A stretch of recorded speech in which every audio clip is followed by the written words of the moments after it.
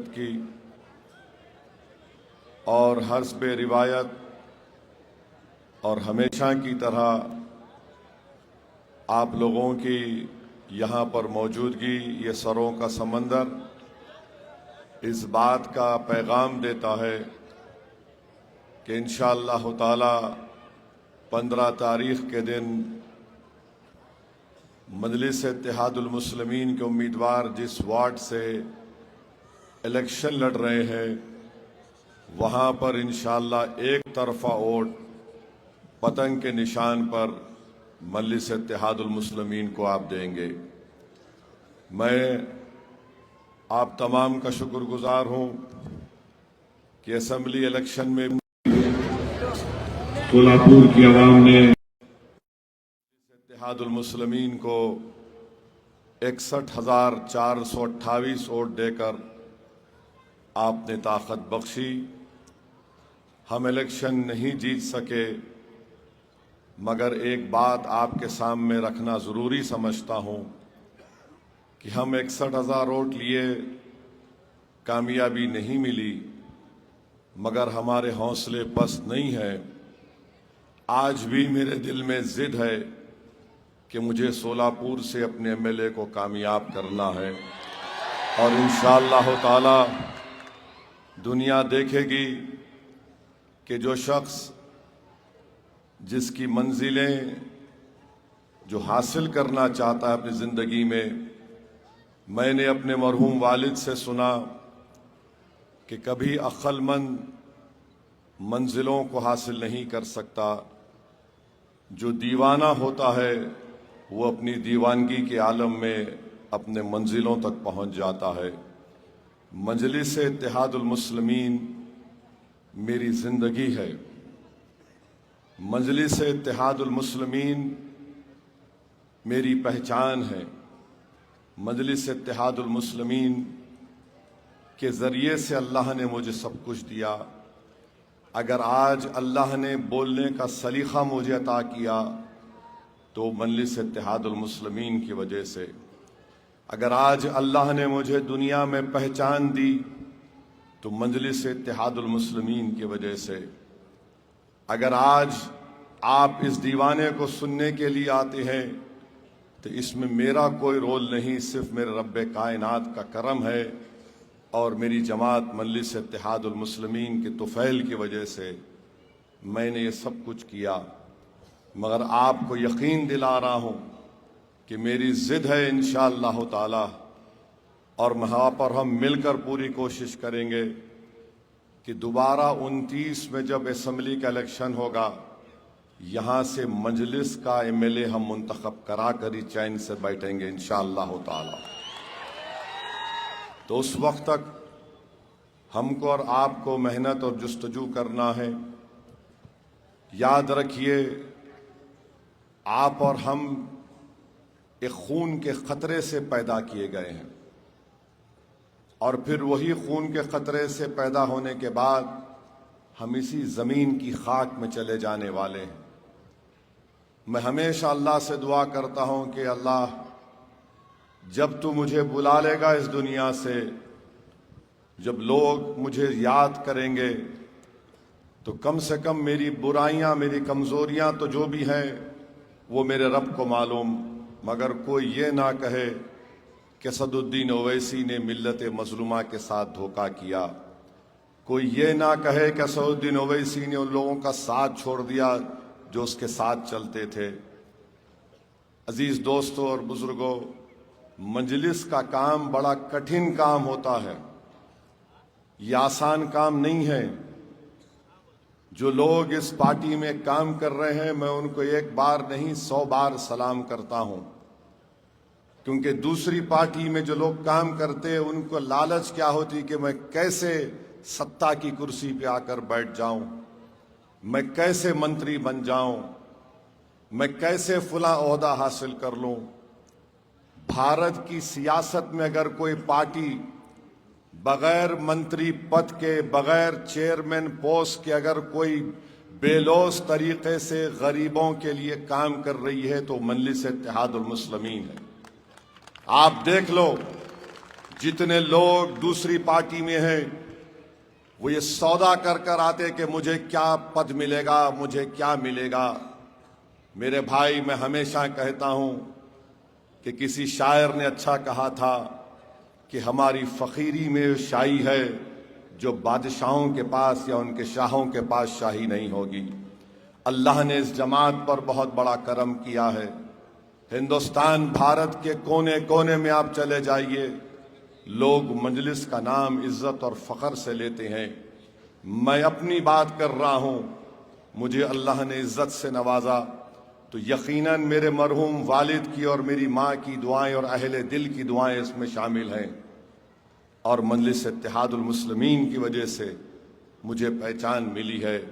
आप दुआ यही करिए कि जब तक मैं जिंदा रहूं, सेहत से रहूं, और अल्लाह मुझे और तौफीक दे कि मैं जालिमों से पंजा आजमाई करते रहूं। अल्लाह मुझे ताकत सिर्फ इसलिए दे कि मैं तुम जैसे कमजोरों को नेता बनाकर इस दुनिया से चला जाऊं। यही मेरी जिंदगी का मकसद है। अल्लाह ने बहुत कुछ नेमतों से नवाजा, मगर एक चीज की हसरत है, एक चीज की दीवानगी है कि हमारा नेता हो विधानसभा में सोलापुर से, हमारा एमपी दोबारा मुंतखब हो महाराष्ट्र से, ये जमात मिल्लत मज़लूमा की एक ताकत बन जाए पूरे भारत में। और इसी ख्वाब को पूरा करने के लिए दीवानगी की तरह इसको अपनी जिंदगी का ओढ़ना बिछोना बना चुका हूं। और यही वजह है कि अल्लाह सुब्हाना व तआला ने आप लोगों के दिल में मजलिस इत्तेहादुल मुस्लिमीन की मोहब्बत को पैदा किया।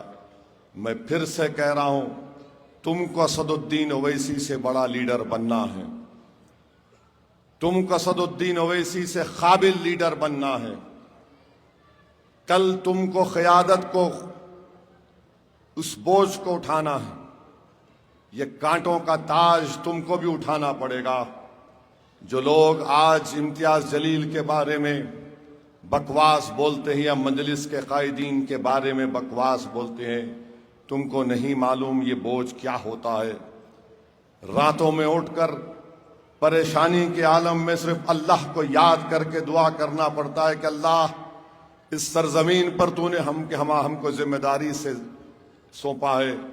जालिम ताकतवर है परवरदिगार, और उसी वक्त दिल से आवाज निकलती कि परवरदिगार, जमीन व आसमान का तो खालिक तू है, तू दुनिया का निजाम चलाने वाला है, तू हमको कामयाबी से हमकिनार कर दे। मुझे यकीन है कि इंशाअल्लाह ताला सोलापुर के इस बल्दी इंतखाबात में एक तारीख साज कामयाबी से हमारे उम्मीदवार हमकिनार होंगे इंशाअल्लाह। मेरे अजीज दोस्तों और बुजुर्गों, तुम मजलिस हो, मैं मजलिस नहीं हूं, आप मजलिस हैं। एक फर्द मजलिस नहीं हो सकता, असदुद्दीन ओवैसी नहीं है, आप मजलिस हैं। आप है तो मजलिस इत्तेहादुल मुस्लिमीन है। इसीलिए मेरे से ज्यादा जिम्मेदारी आपकी है। मैं इस जमात को ये पैगाम, मेरी जिंदगी का मकसद यही है कि जमात में ये जो लीडरशिप का कभी फुकदान पैदा ना हो। इसीलिए इन नौजवानों से अपील कर रहा हूं कि आगे बढ़ो। मैं यहां बैठकर तमाम हमारे उम्मीदवारों की तकारीर को सुन रहा था और अल्लाह से दुआ कर रहा था कि अल्हम्दुलिल्लाह, हमने जिनको अपना उम्मीदवार बनाया उनमें ना सिर्फ बोलने की सलाहियत है, बल्कि उनमें कॉन्फिडेंस है और उनमें एक जज्बा है कि वो कुछ काम करेंगे। मैं नांदेड़ में हमारे अराकीन उम्मीदवारों को सुनकर आया, अल्लाह का शुक्र अदा किया। पहले जलसे का आगाज मुंबई से, गोवंडी से किया। वहां पर हमारे 8 उम्मीदवारों में 4 टीचर शामिल हैं, MA कर रहे हैं, कोई PhD कर रहे हैं। ये तब्दीली मजलिस इत्तेहादुल मुस्लिमीन ने पैदा की। इंशाअल्लाह ताला जिस सिमत पे हम जा रहे हैं महाराष्ट्र में, इम्तियाज जलील की क़यादत में, इंशाअल्लाह ताला मुझे यकीन है कि अल्लाह हमको और कामयाबियों से हमकिनार करेगा। अगर कोई घर में नाराज बैठा है, उसकी नाराजगी दुरुस्त है, मैं उसके घर तक जाकर दस्तक देने को तैयार हूं। इसमें मेरा कोई, याद रखिए, मेरा कोई इसमें अना नहीं है। मेरी कोई अना नहीं है इसमें।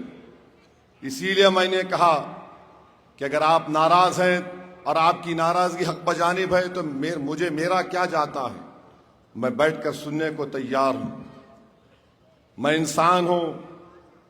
और याद रखिए, अगर आप मस्जिद में नमाज पढ़ रहे हैं और इमाम साहब से कोई गलती हो जाती है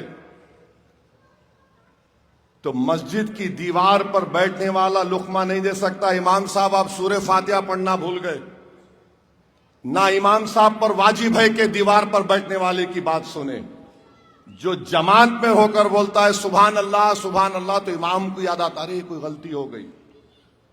तो इसलिए जमात में आइए, जमात में आकर इस जिम्मेदारी को कबूल करिए। और मैंने आपसे जो कहा, यकीनन मैं अभी तक उनका इस्तीफा नहीं कबूल किया हूं। ठहरिए एक मिनट, ठहरिए। इस तरह के नारे लगाना ठीक नहीं है। ना कबूल किया, ना करूंगा जब तक कि उनके बड़े, उनके वालिद से मुलाकात मेरी नहीं हो जाती। उनके वालिद बोलेंगे कबूल कर लूंगा। मगर आपसे अपील कर रहा हूं, मेरे एक सवाल का जवाब दे दो। अगर मैं कल सुबह तक मर गया तो मजलिस कोर्ट नहीं दोगे क्या? बोलो आप। अगर मैं कल मर गया तो तुम क्या मजलिस को छोड़ दोगे? मैं तुमको अल्लाह का वास्ता देता हूं, मेरी कोई हैसियत नहीं है जमात के सामने। हम सब जाने वाले हैं इस दुनिया से। तुमको असदुद्दीन ओवैसी से बड़ा लीडर बनना, ये मेरी ख्वाहिश है। दिल में इखलास रखो, जज्बा रखो, कुर्बानियों देने का वो जज्बा रखो। तकालीफ उठाना पड़ता है। मैं अपनी बड़ाई बयान करने के लिए नहीं कह रहा हूं। मुझे पुलिस ने मारा 1999 में, मेरे सर पर 18 टाके लगे, ये हाथ की 4 उंगलियां टूट गई। जिंदगी भर के लिए मेरे स्पाइनल कॉर्ड में गैप है। मगर मेरे वालिद ने आकर कहा उठो यहां से, घर को चलो। लोगों ने कहा सालार बन मनाओ। सालार ने कहा बन नहीं मनाएंगे। मैं नाराज हो गया। अपनी मां को जाकर कहा। दूसरे दिन मेरे वालिद ने दवाखाने से मुझे उठाकर बोला चलो। जब गाड़ी में जा रहा था तो पुलिस की जो लठों की मार थी उससे तकलीफ हो रही थी। मैंने अपने वालिद से बड़ी अपनी मां के पीछे खड़े होकर, क्योंकि हम अपनी वालिद की आंख में आंख नहीं डाल सकते थे, ये हमारी मोहब्बत थी, उनका एहतराम था। मैंने अम्मा को सामने रखकर कहा कि बाबा, लोग कह रहे थे बन क्यों नहीं मनाया आपने? तो मेरे वालिद ने कहा कि अगर तुम मर भी जाते तो बन नहीं मनाता था।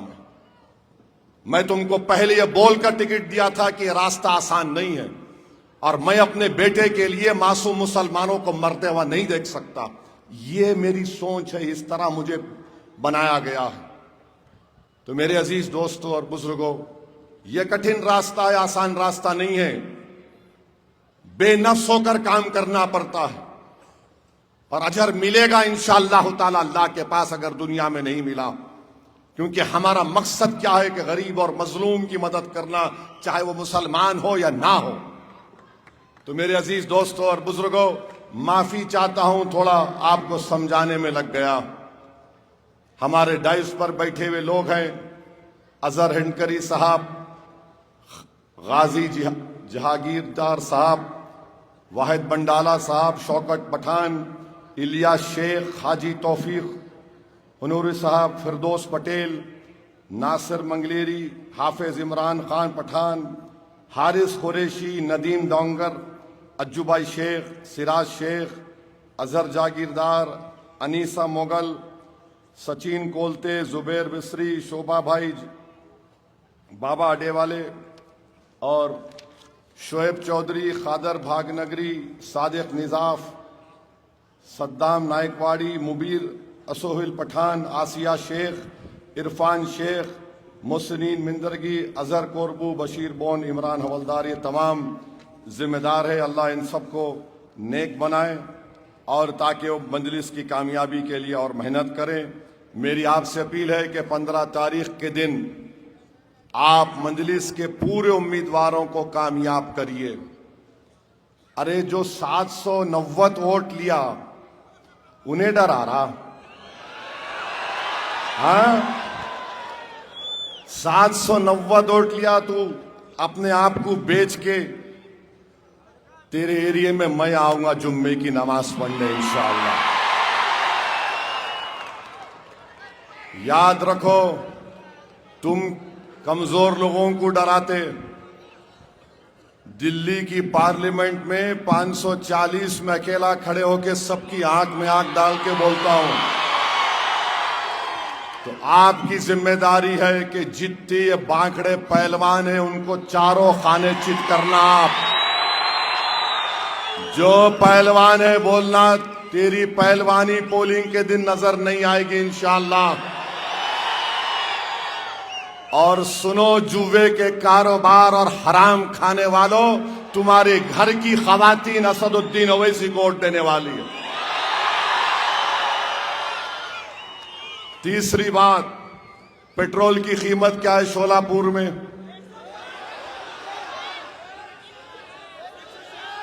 क्या कीमत है? 104। किसकी सरकार है? फडणवीस, शिंदे और अजीत पवार। गुजरात में 94 रुपए लीटर पेट्रोल है। गुजरात में 94 रुपीज, शोलापुर में 104। अरे अजीत पवार, जरा पेट्रोल तो कम करा ले। देवेंद्र फडणवीस, पेट्रोल तो कम करो। गुजरात में 94 रुपये और सोलापुर में 104 रुपये। किसकी सेटिंग हो रही है यहां पर? जनता की सेटिंग हो रही है। तीसरी बात मेरे भाई, क्यों नहीं शोलापुर पूना की तरह बन सकता है? करीब 1300 करोड़ रुपए का बजट है बल्दिया का, म्युनिसिपल कॉरपोरेशन शोलापुर का। रेवेन्यू इनका कम से कम 700 करोड़ रुपए है। 15 साल से बीजेपी है। क्या हुआ? यहां पर बारिश हुई और फिर मेरे को बताया गया कि 433 करोड़ रुपए सुवर्ण जयंती स्कीम ड्रेनेज लाइन में इस्तेमाल हुए। अमृत स्कीम में 185 करोड़ रुपए इस्तेमाल हुए। फडणवीस, अजीत पवार, ये कहां गया पैसा? 433 करोड़, 185 करोड़ अमृत स्कीम में किसके जेब में चले गए? अजीत पवार, तुमने एक बार कहा था कि अगर डैम में पानी नहीं है तो क्या मैं मुंह दूं? ये कहां चले गया पैसा बताओ? सोलापुर की जनता का हक बनता है कि बताए ये पैसे कहां गए, किसने पैसे खा लिए। अरे कितना खाओगे तुम लोग? तुम्हारा पेट है या गारत का गड़ा है? भरता ही नहीं है। फिर फायर ब्रिगेड कहां है? आग लगी तो मंसूरी फैमिली जिंदा जल गई। 10 महीने का बच्चा उस आग के धुएं में घुटन से मर गया। इतना बड़ा शहर शोलापुर, 15 साल से इनकी सरकार, और फिर एक जान नहीं बचा सकते। फायर इंजन नहीं आया, ना उनके पास ऑक्सीजन, ना उनके पास कपड़े फायर इंजन के ओहदेदारों के पास। मेरे अजीज दोस्तों और बुजुर्गों, आपको 15 तारीख को इन्हीं चीजों पर देखकर वोट देना है। और मोदी जी बोलते हैं जल से नल, नल से जल। 8 दिन में एक बार नल, उसके बाद 7 दिन छुट्टी। इतना बड़ा शहर सोलापुर, 8 दिन में एक मर्तबा पानी आता है। अजीत पवार, तुम यहां के पानी पिए या तुम ला लेते अपना पानी पुणे से? मेरे भाई, रात के अंधेरे में पानी आता है। मैं सलाम करता हूं हमारी सोलापुर की महिलाओं को, खवातीन को। मर्द तो उठते ही नहीं, वो बेचारी हमारी बेटी माँ रात में उठ के हंस रहे तुम लोग। तुम्हारी बेटी जब रात में उठी तकलीफ होती नहीं होती तुम्हारे को? महिलाएं रात में उठ के पानी भरती हैं। पानी आया भी तो ऐसा आता, 2 खतरे 10 खतरे, पंप लगाना पड़ता है। मुझे बताया गया कि पंप लगाने से हमारे एक दलित भाई को इलेक्ट्रिक का शॉक हुआ और मौत हो गई। मेरे भाई, यही मसाइल के हल के लिए ये बल्दिया का इलेक्शन हो रहा है। अगर आप इन चीजों को देखकर अपना वोट इस्तेमाल नहीं करेंगे तो फिर कब वोट डालेंगे? इतना बड़ा बजट है 1300 करोड़ के करीब का, किसके जेब में पैसे जा रहे हैं? इस पर कोई बात ही नहीं हो रही है। और याद रखिए, अगर अजीत पवार को वोट पड़ा तो मोदी को वोट देने के बराबर है। आप मोदी को वोट देना चाहते? आप मोदी को वोट देना चाहते तो फिर अजीत पवार को वोट देंगे? अच्छा, वो जो जुए की कमाई पे, शराब की कमाई पे उन्हें बड़ा आ रहा है, उसको वोट देंगे? किसको वोट देंगे? जोर से बोलो, जोर से बोलो, इतनी जोर से बोलो कि मोदी को न सुनाई दे। किसको वोट देंगे 15 तारीख को? एक बार खड़े होकर बोलो, जोर से बोलो, दम लगा के बोलो। अब मजा आया, अब बैठो।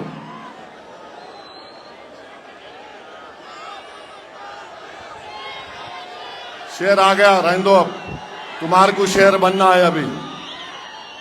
और फिर एक यहां पर बाला साहब सर्वदे को मार दिया गया। क्यों मार दिया गया? क्योंकि वो इलेक्शन से नहीं हटना चाह रहा था। आप बताइए, किसी की जान ली जा सकती है क्या? इसको मार दिया गया। और मोदी क्या बोलते, देवेंद्र फडणवीस क्या बोलते? ट्रिपल इंजन की सरकार। कौन सा इंजन है नहीं मालूम मेरे को। ऐसा इंजन है कि पानी नहीं आता सोलापुर में। इस शहर को अगर ईमानदारी से कोई चलाएगा तो यह पूना से बेहतर शहर बन सकता है। यहां पर तालीमी इदारे खोल सकते। सोलापुर की टेक्सटाइल इंडस्ट्री, यहां पर उसको जीआई टैग है। मोदी जी जब से आए बंद कर दिए उसको। 2014 में मोदी ने कहा था, मैं भाइयों बहनों मैं खोल दूंगा। अब ट्रंप खोल रहा है पूरा। सिविल हॉस्पिटल है, बदहाली में है। मेरे अजीज दोस्तों और बुजुर्गों, याद रखिए, ये मसाइल के हल के लिए आपको 15 तारीख के दिन मजलिस इत्तेहादुल मुस्लिमीन को वोट देना है। मैं आपको बताना चाह रहा हूं कि लोग आ रहे हैं। देवेंद्र फडणवीस में शिंदे ने और अजीत पवार ने मिलकर यह तय किया। ये हैदराबाद की कहावत है, तू रोए ऐसा कर, मैं तेरे को मारे ऐसा करता हूं। बंबई में बैठकर, मुंबई में बैठकर मलाई खाते तीनों। मैं आधी प्लेट खाता हूं, तू पौन खा ले, तू पौन खा ले। अब यहां आके बोल रहे नहीं नहीं हम अलग है। याद रखो, अजीत पवार इतना कमजोर मोम का बना हुआ है, मोम का। पुणे में पिंपरी चिंतवत के इलेक्शन में कुछ बीजेपी के खिलाफ बोल दिए इन्हों। शाम तक इनको फोन आ गया, वापिस लो। उन्होंने बोले नहीं नहीं मैं ऐसा नहीं बोल रहा था, मैं ऐसा बोल रहा था। चुनाचे क्योंकि बोल के इन्हों वापिस ले लिए, अपने अल्फाज को उगल लिए। अजीत पवार साहब, आप ये समझ रहे कि असदुद्दीन ओवैसी से मुकाबला आपके चिचा के जैसा मुकाबला होगा? नहीं होगा। मेरा नाम असदुद्दीन ओवैसी है। तुम्हारे जैसे 56 अजीत पवार को जेब में डाल के फिरूंगा इंशाअल्लाह। वक्फ का कानून बन रहा था तो तुमने मोदी का साथ दिया। बोलो अजीत पवार, मेरी मस्जिद को छीनने का कानून बनाया गया, मस्जिद दरगाह खानकाह को छीनने का कानून बनाया गया, तुमने वो कानून बना दिया। जब ये आते हैं घड़ी का निशान वाले, पूछो उनको मस्जिद का कानून क्यों बनाए छीनने के लिए, जवाब दो। दरगाह और कब्रस्तान और ईदगाह को छीनने का कानून क्यों बनाया गया, जवाब दो। इस मुकाम पर नमाज इशा हुई ईदगाह है, ये कानून ऐसा बनाया गया कि कोई कलेक्टर इसको खुफल डाल सकता है, खुदा ना खास्ता। ये कानून बनने के बाद पहला इलेक्शन है। अगर आज तुम खामोश हो जाओगे, अगर आज तुम अपने गम और गुस्से का जमहूरी तरीके से इजहार नहीं करोगे, तो फिर हमारा जीना किस लिए है, बताओ। मेरी पहचान ओवैसी की पहचान मेरी मजहबी पहचान भी है। भारत का संविधान क्या कहता है, फ्रीडम ऑफ रिलीजन, आर्टिकल 26 क्या कहता है, बाबा साहब का बना हुआ प्रियम्बल क्या कहता है, liberty of thought, faith and expression. बताओ फिर ये कैसा कानून बना दिया गया जिसको तीनों मिलकर सपोर्ट किए। ये फैसला आपको करना है मेरे भाई। मैं गुनाहगार हूं। कोई मुसलमान शायद शराब भी पीता होगा जो गुनाह है, मगर खुदा की कसम अगर उससे पूछेंगे तू मस्जिद का सौदा कर सकता क्या, तो बोतल उठाकर जमीन पर फेंक कर बोलेगा मैं गुनाहगार हूं मगर अल्लाह के घर का सौदा नहीं कर सकता। आज वो कानून बना दिया गया। तो मेरे अजीज दोस्तों और बुजुर्गों, आपको एक अच्छा फैसला लेना है। कोई ये नहीं समझना कि मैं शराबियों की तायीद कर रहा हूं। मुझे शराब से नफरत है, शराबी से नहीं है। मुझे बुरे से नफरत नहीं है, बुराई से नफरत है। हमको इंसान से ये जो बुरा करते नारे बहुत गंदा है नहीं मालूम मेरे भाई। अगर अल्लाह उसको हिदायत देगा तो वक्त का वली ना बन जाए वो। तो हमको और आपको 15 तारीख के दिन सोच समझकर अपने वोट का इस्तेमाल करिए। 61,000 वोट मिले हमको, हमारा एमएलए नहीं बना, तो क्या हमारी हिम्मत और हौसला पस्त हो गया, बताओ। क्या आप आज भी तैयार है मजलिस को वोट देने के लिए? कहीं आपके हौसले पस्त तो नहीं हो गए? मेरे भाई, मेरे हौसले तो पस्त नहीं हुए हैं, क्योंकि रोज पार्लियामेंट में तुम्हारा ये खादिम अकेला खड़े होकर लड़ता है इन तमाम लोगों से और उनको बेबाक तरीके से सच्चाई को बयान करने की कोशिश करता हूं। मैं तो कभी ना थका ना कभी झुकूंगा इंशाअल्लाह ताला। अल्लाह जब तक मुझे जिंदा रखेगा या तो कट जाऊंगा या लटक जाऊंगा, मगर तुमको झुकने नहीं दूंगा इंशाअल्लाह। तो 15 तारीख के दिन मेरे अजीज दोस्तों और बुजुर्गों, मजलिस को वोट देना है, पतंग के निशान पर बटन दबाना है, इत्तेहाद को मजबूत करना है।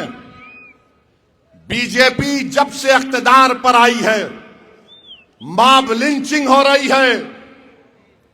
अब तो मॉब लिंचिंग इतनी बढ़ चुकी कि उत्तराखंड में एक त्रिपुरा का ट्राइबल बच्चा जो एमबीए कर रहा है, क्योंकि उसका चेहरा अलग है तो उसको क्या क्या गलीज नाम से पुकार कर मार मार कर उसको खत्म कर दिया गया। उसका बाप कौन है? वो बीएसएफ का सिपाही है जो भारत की सरहद पर भारत की हिफाजत करता है। तकलीफ मुझे महसूस होती है कि उस बाप पर क्या गुजर रही होगी। अपने खानदान को छोड़कर वो सरहद की हिफाजत कर रहा है और भारत के अंदर जालिमों ने उसके बेटे को चिंकी पिंकी कहकर जान ले ली उसकी। कोई पूछने वाला नहीं है क्योंकि ट्राइबल है। ओडिशा में एक मुसलमान को बांग्लादेशी कहकर पीट दिया गया। नवादा बिहार में एक मुसलमान को बांग्लादेशी कहकर उसकी पैर की उंगलियां काट दिए, कान काट दिए। जिस्म में राड मार दिए, वो मर गया। जलगांव का सुलेमान पठान को पकड़ पकड़ कर मारा, जान चले गई नौजवान बच्चे की। सुलेमान पठान के वालिद को जब उसका वीडियो सुना, मैं सर पकड़कर बैठ गया। बाप कह रहा है कि मारने वाले मेरे बेटे के बचपन के दोस्त थे, मारने वाले मेरे बेटे के बचपन के दोस्त थे। और बाप ने कहा कि अब मैं उस गांव में नहीं रह सकता जहां पर मेरी 5 पीढ़ियां गांव में रही हैं। अब मैं इस गांव को छोड़कर चला गया। क्या अजीत पवार कुछ बोले?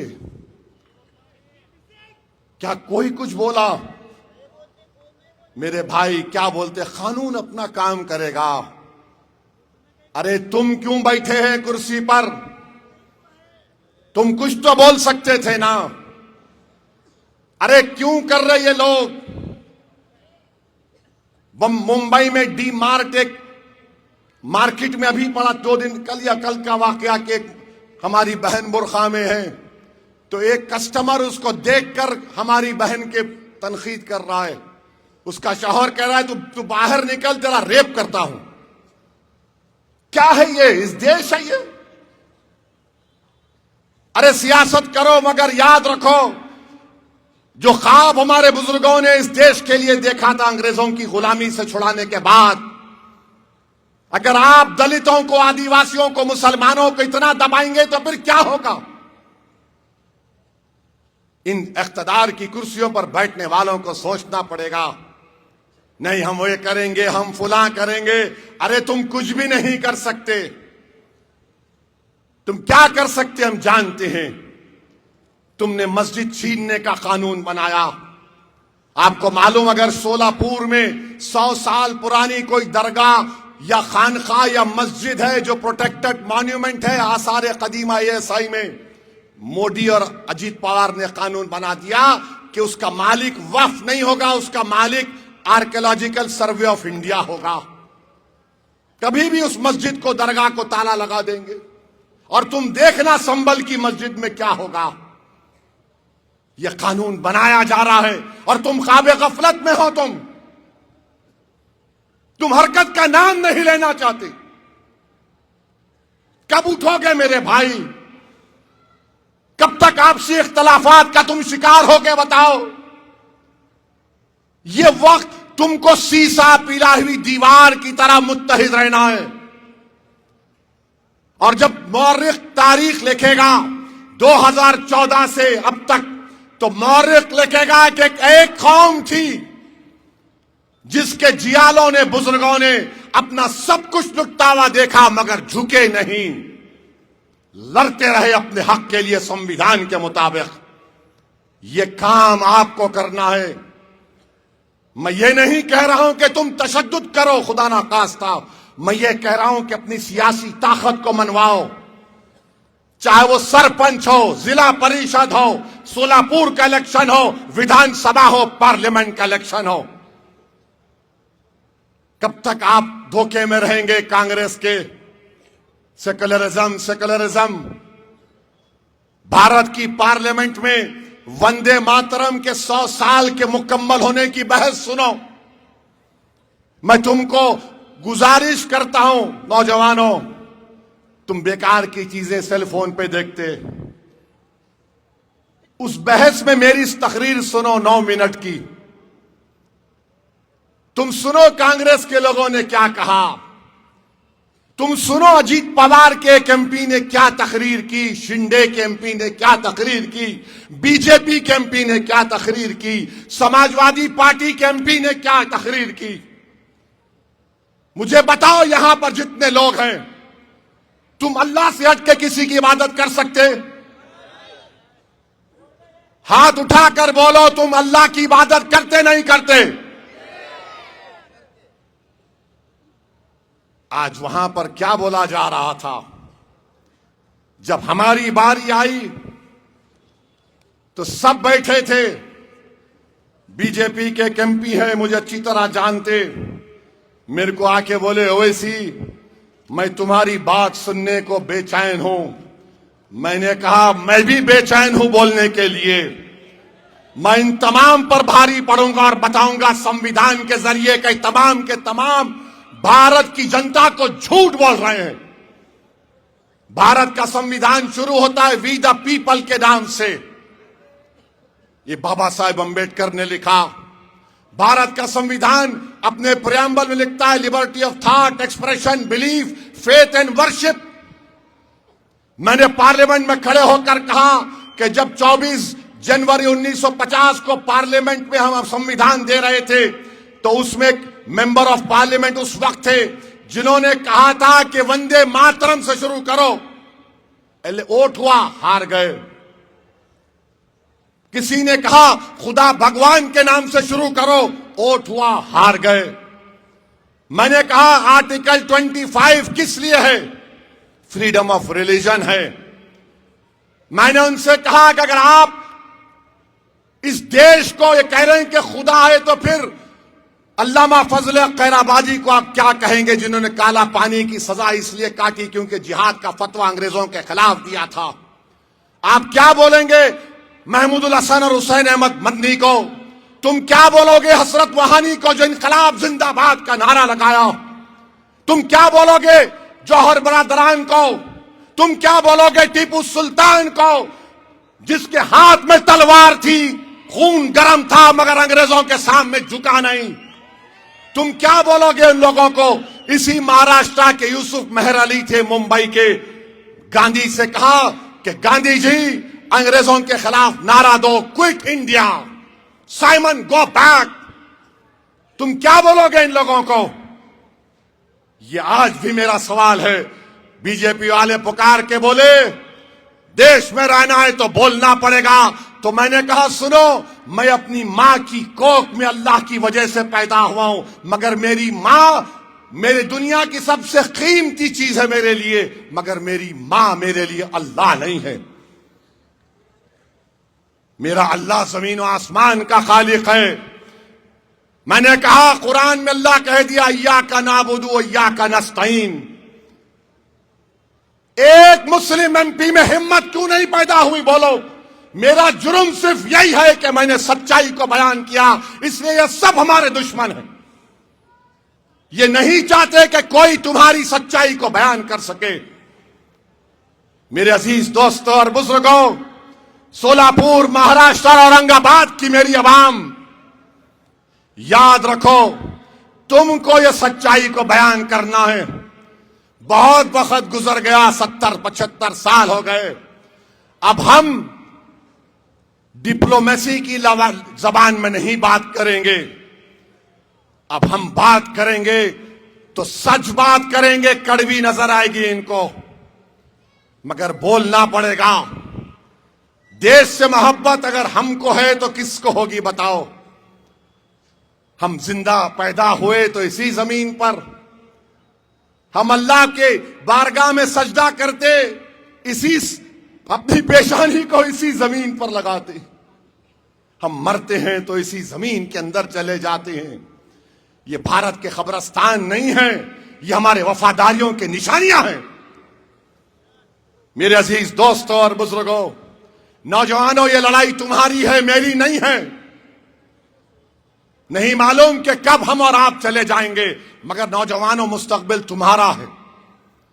तुम्हारा मुस्तकबिल अच्छा हो। बुजुर्गों, ये लड़ाई हम बच्चों की लड़ रहे हैं ताकि कोई सुलेमान सेठ की तरह, सुलेमान पठान की तरह ना मर जाए, कोई मोहसिन शेख की तरह ना मर जाए। आज कोई बात नहीं करता। वो 11 लोगों को जो 19 साल की सजा काट कर आए, मुंबई के ट्रेन ब्लास्ट में 180 लोग भारत के नागरिक मारे गए। कोई नहीं बता सकता कि किसने मारा उनको। और वो 11 लोग 19 साल जेल में थे। एक तो अंसारी जेल में ही मर गया। मैं एक आदमी से मिला जो दारुसलाम में आकर मुझसे कहा, असद भाई, मैं जब गया था तो मेरी बेटी अपनी मां के गोद में थी और जब निकला तो मेरी बेटी जवान हो गई। तो मेरे अजीज दोस्तों और बुजुर्गों, अपनी वोट का सही इस्तेमाल करो। ये अमानत है। 15 जनवरी के दिन पतंग के निशान पर बटन लगाइए। और मेरे को एक बात समझ में नहीं आ रही ये बीजेपी वाले ट्रम्प से क्यों डरते इतना? क्यों डरते इतना ट्रम्प से? अगर कोई अमेरिका का सदर है, भारत का तो नहीं है, उन्हें बोल रहा मोदी मेरे को खुश करने के लिए, मोदी मेरे को खुश करने के लिए, he wanted to make me happy. अबे तू है कौन? अरे गोरी चमड़ी वाले, तू इस देश की जमीन को नहीं जानता। ये गयूर भारत की सरजमीन है, जो कभी भी अगर बाहर से कोई आंख दिखाया तो उसकी आंखें चीर ली हमने। और वो भारत के हमारे प्रधानमंत्री को बोल रहा है, अजीत पवार तुमको जरा गीरत नहीं पैदा हुई? शिंदे साहब आपको क्या हुआ? देवेंद्र फडणवीस साहब को क्या हुआ? अरे बीजेपी को क्या हो गया? ट्रम्प का नाम लेते कि कुछ नहीं, सन्नाटा। उन्हें बोले जा रहा। मेरे अजीज दोस्तों और बुजुर्गों, ये बड़ी बड़ी बातें करते हैं बीजेपी वाले, मगर चीन अब बोल रहा कि वो जंग रुका दिए। बहरहाल अजीज दोस्तों और बुजुर्गों, मैं जब यहां पर शोलापुर में असेंबली इलेक्शन में इसी मुकाम पर आया था, 15 मिनट की बात करा था, बोला था ये मीडिया वाले बहुत चलाए, आपको थैंक यू। अब कुदरत का निजाम देखो, कुदरत का निजाम देखो, 15 के दिन ही पोलिंग है। अब तो 15 तारीख के दिन क्या होगा? 15 तारीख के दिन क्या होगा? 15 तारीख के दिन 15 मिनट नहीं, 10 घंटे तक खाली बटन दबा दबा दबा दबा दबा। हर वोट पतंग पे पड़ना चाहिए। अपना सेलफोन का लाइट खोलो, पूरे खोलो, तुम भी खोलो, लाइट खोलो, पूरे खोलिए, ताकि बीजेपी को, शिवसेना को, अजीत पवार को मालूम हो जाए अब कुछ नहीं होने वाला है शोलापुर में इंशाअल्लाह ताला। यहां पर पतंग है, पतंगी रहेगी इंशाअल्लाह। लगाओ मेरे साथ नारा, नारे तकबीर, नारे तकबीर। मजलिस-ए इत्तेहाद वल मुस्लिमीन, मजलिस-ए इत्तेहाद वल मुस्लिमीन। शोलापुर की आवाम जिंदाबाद, शोलापुर की आवाम, शोलापुर की आवाम। 15 तारीख के दिन आपके हवाले मेरे भाई, सलाम अलैकुम।